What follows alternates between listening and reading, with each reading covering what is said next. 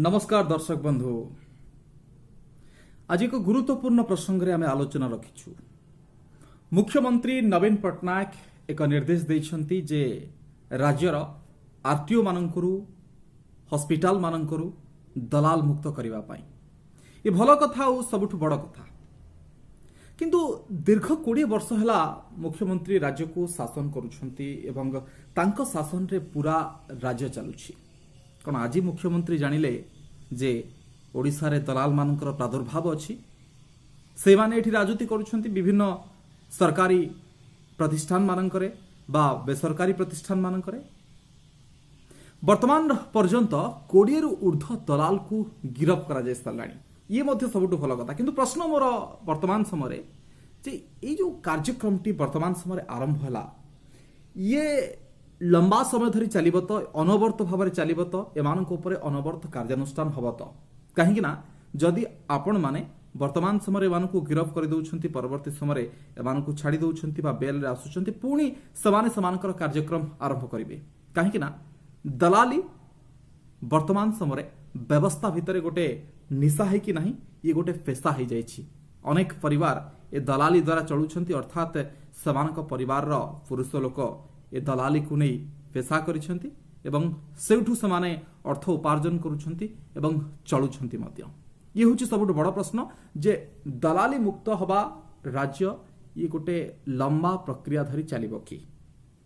प्रश्न नंबर 2 रहुछि जे एमाने तो दलाली करुथले निज इच्छा रे नुहे, सेमानकु तो किए गोटे साहाय्य करुथबो बा अर्थात जो सरकारी प्रतिष्ठान ने से काम करुथले बा जो बेसरकारी प्रतिष्ठान पई काम आणुथले, तो एमानकु किए ना किए तो प्रोत्साहन दउथबो। अर्थात व्यवस्था भितर जो ऑफिसर माने रहिछंती, जो किरानी माने रहिछंती, जो मानक प्रच्छद रे ए कार्यक्रम घटुथला, ए दलाल मानकु समाने प्रश्रय दउथले, समानक ऊपर कोन कार्यानुष्ठान जो ऑफिसर माने आरटीओ रे कहतु बा मेडिकल रे कहतु, डॉक्टर माने कहतु बा सरकारी कर्मचारी माने कहतु, जो माने समानक काम करई दउथले एवं सेथुरु किछि हाथ गुंजा से मध्य नहुतले, समानक ऊपर कोन कार्यानुष्ठान हबो। अर्थात जो काम पई गोटे साधारण लोक 500 टंका खर्च करिवा कथा जदि से दलाल माध्यम रे करूछि, सेठी से 1500 रु 2000 टंका गणुछि।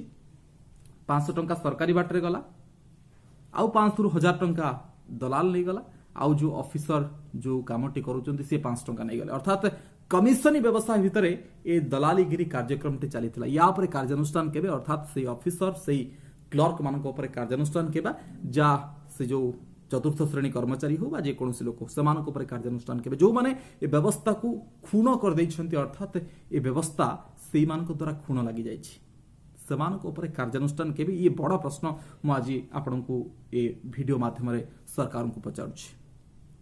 तृतीय कथा होची जे फेसबुक बा सोशल मीडिया रे किछि लोक दाबी करूछंती जे दलाल माने भलो काम करथुले, अर्थात जो काम को सरकारी स्तर रे गले 15 दिन धरी समय लागुथला, सेठी दलाल माने 2 दिन रे करूथुले। ठीक अछि, समय बंची जाउथला, किंतु एठी एभली जुक्ति करिवा अपेक्षा एमती जुक्ति सरकार का आगे रखिबा उचित जे सरकार काहे कि जो काम 2 दिन लागिबो ताकू काहे कि 15 दिन करूथुले, फाइल नारे काहे कि फाइल गडौथुले। ये सरकार गोटे बड़ संदेश एवं बड़ सेटबैक बोली कह जाय परिबो जे जनता जेतेबेले सोशल मीडिया रे प्रश्न पचारुछंती जे 2 दिन रो काम को बा 2 घंटा रो काम को आपण काहे कि 15 दिन मास मास धरी गडौथले। ये जुक्ति को अजुक्तिकर कथा बोली सोशल मीडिया रे जहा प्रचारित होउची बा सोशल मीडिया रे जहा को छड़ा जाउची ताकू बुझा जीवनी। अन्य एक कथा सामना को आसुची, मु गोटे सत घटना पर कहूची, मोर व्यक्तिगत अनुभव भी बोली कह जाय पारे। जेतबेले सड़क नियम आसिला तार किछि दिन पूर्वरु मु ड्राइविंग लाइसेंस में अप्लाई कली, ऑनलाइन रे आवेदन कली। अनेक लोक मते कहिले जे ये गोटे जटिल प्रोसेस भितरे काहे कि तमे जाउछ, तमे दलाल धरि की कर दियो हे जीव, तमे ताकू पैसा दे दबो। मु किछि लोक बुझिली जे सेमाने दलाल को नै की करचंदी। मु कहली ना, मु से बाटरे करिया पई चाहेनी। मु बसिली वाहन वेबसाइट रे बसिली, सेठी अप्लाई कली ड्राइविंग लाइसेंस पई एवं 200 टंका मते प्रारंभिक चार्ज लागिला। स्लॉट मध्य बुकिंग कली, मोर गोटे स्लॉट पड़िला एवं जांकी परीक्षा मध्य देली एवं परीक्षार जो प्रश्नोत्तर गुडी को मु यूट्यूब माध्यम रे ताकू देखिली। 120 टा क्वेश्चन प्रैक्टिस कली, को सिंबल तार कोन आसुची এবং ସବୁଠୁ ଗୁରୁତ୍ୱପୂର୍ଣ୍ଣ କଥା ହେଉଛି ମୁଁ ଯାଜପୁର ଆରଟିଓରେ ପରୀକ୍ଷା ଦେଲି ଏବଂ ସେ ଆରଟିଓ ଇତିହାସରେ ପାଖାପାଖି 2ରୁ 2.5 ବର୍ଷ ହେବ ସେ ଆରଟିଓ ହୋଇଛି। ସେ ଆରଟିଓ ଇତିହାସରେ ମୁଁ ସର୍ବାଧିକ ନମ୍ବର ରଖିଲି, ଅର୍ଥାତ୍ 10ରୁ 6 ରଖିଲେ ପାସ୍। ମୁଁ କନଜୁକେଟିଭ୍ 6ଟି ଠିକ୍ କଲି। ସେ ଯିଏ ପରୀକ୍ଷା ନିୟନ୍ତ୍ରକ କରୁଥିଲେ ସେ ଆଶ୍ଚର୍ଯ୍ୟ ହୋଇଗଲେ, ଆପଣ କେମିତି ଏତେ ଫୁଲ୍ ମାର୍କ ଏବଂ କନଫିଡେଣ୍ଟର ସହିତ ଏତେ କମ୍ ସମୟ ଭିତରେ ରଖିଲେ। ଏବଂ ସେଇ ଜାଗାରେ ମୋର ଆଉ ଜଣେ ସାଙ୍ଗ ବନ୍ଧୁ ଜଣେ ବାନ୍ଧବୀ ସିଏ ତାଙ୍କର ଡ୍ରାଇଭିଂ ଲାଇସେନ୍ସ ପାଇଁ ଇଏ କଲେ, ଆପ୍ଲାଏ କଲେ, ଲର୍ଣ୍ଣର ଲାଇସେନ୍ସ ପ୍ରଥମେ ଆସିବା କଥା। ମୁଁ କହିଲି କେତେ ଟଙ୍କା କ'ଣ ଖର୍ଚ୍ଚ ହେବ?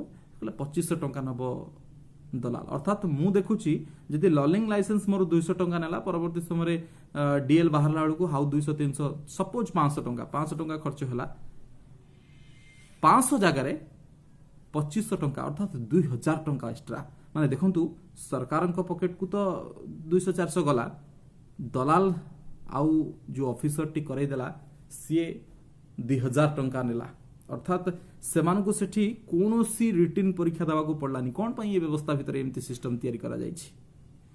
ଅଫିସ ଚାରିପଟେ ଆପଣ ଦେଖନ୍ତୁ, ଆରଟିଓ ଅଫିସ ଚାରିପାଖରେ ମାଳ ମାଳ ଦଲାଲ ବୁଲୁଛନ୍ତି। ମେଡିକାଲ ଆପଣ ଯାଆନ୍ତୁ ସେଇଭଳି ଭାବରେ, ଡାକ୍ତର ମଧ୍ୟ ସେମିତି ପ୍ରେସକ୍ରିପସନ ଲେଖୁଛନ୍ତି ବା ଡାୟଗ୍ନୋଷ୍ଟିକ୍ ଲେଖୁଛନ୍ତି ଏଇ ଡାୟଗ୍ନୋଷ୍ଟିକ୍ ସେଣ୍ଟରରୁ କରିବା ପାଇଁ, ଏଇ ପରୀକ୍ଷା କରିବା ପାଇଁ। କ'ଣ ପାଇଁ ଏଭଳି ଏକ ପରିସ୍ଥିତି ତିଆରି ହେଇଛି? ଏମିତି ଦଲାଲ ମାନଙ୍କୁ ଖୁଲ୍ଲମ ଖୁଲା ଭାବରେ କାହିଁକି ଛାଡ଼ି ଦିଆଯାଇଥିଲା ଏ ସିଷ୍ଟମ ଭିତରେ? ଯଦି ତମେ କାର୍ଯ୍ୟାନୁଷ୍ଠାନ ନେଉଛ କେତେ ଲୋକଙ୍କ ଉପରେ କାର୍ଯ୍ୟାନୁଷ୍ଠାନ ନେବ? ଗୋଟେ ଗୋଟେ ଅଫିସରେ ଆଜ୍ଞା 40-50 ଦଲାଲ ବୁଲୁଛନ୍ତି। ଓଡ଼ିଶାର ଅନେକ ଅଫିସ ଅଛି, ଶହ ଶହ ଅଫିସ ଅଛି, ଶହ ଶହ ସରକାରୀ ପ୍ରତିଷ୍ଠାନ ଅଛି, ପ୍ରତି ଜିଲ୍ଲାରେ ଅଛି। ସେମାନଙ୍କ ଉପରେ କେତେ କାର୍ଯ୍ୟାନୁଷ୍ଠାନ ନିଆଯାଇପାରିବ? ଏବଂ ଏଇ ଯେଉଁ ବ୍ୟବସ୍ଥାଟି ମୁଖ୍ୟମନ୍ତ୍ରୀ ନିର୍ଦ୍ଦେଶ ଦେଲେ ଏବଂ ଆପଣ ଆରମ୍ଭ କଲେ, এই ବ୍ୟବସ୍ଥାଟି ଲମ୍ବା ସମୟ ଧରି ଚାଲିପାରିବ ତ? ଏବଂ ରାଜ୍ୟକୁ ଦଲାଲ ମୁକ୍ତ କରିବା ପାଇଁ ଯେଉଁ ଆହ୍ୱାନ ବର୍ତ୍ତମାନ ସମୟରେ ସୃଷ୍ଟି ହେଇଛି, ସେ ଆହ୍ୱାନଟି ଫଳପ୍ରଦ ହେବ ତ?